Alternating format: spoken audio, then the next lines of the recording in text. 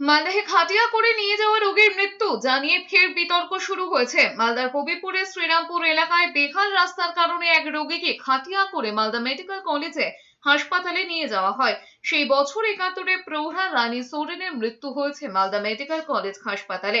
মালদার কবিরপুর থানার ভারত বাংলাদেশ সীমান্তবর্তী শ্রীরামপুর গ্রাম পঞ্চায়েতের রঞ্জিতপুর এলাকায় দীর্ঘদিন ধরে রাস্তা বেহাল। বর্ষার সময় ভয়ঙ্কর পরিস্থিতি হয়ে ওঠে। কোনো মানুষ অসুস্থ হয়ে গেলে তাকে খাটিয়া করে হাসপাতালে নিয়ে যেতে হয়।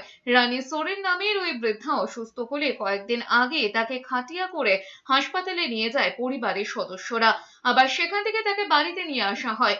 আর সেই ছবি সোশ্যাল মিডিয়ায় ভাইরাল হয়। সেই খবর সম্প্রচার হওয়ার পরে আবার সেই একইভাবে খাটিয়া করে তাকে সেই বেহাল রাস্তা ধরে নিয়ে গিয়ে মালদা মেডিকেল কলেজ হাসপাতালে ভর্তি করানো হয়। এরপর হাসপাতালে মৃত্যু হয়েছে রানী সোরেনের। পরিবারের একটাই অভিযোগ, যদি রাস্তা ঠিক থাকতো তাহলে এই মানুষটিকে এভাবে মারা যেতে হতো না। তা ভালো থাকলে রোগী ভালো থাকতো, এরকম অবস্থা হতো কি?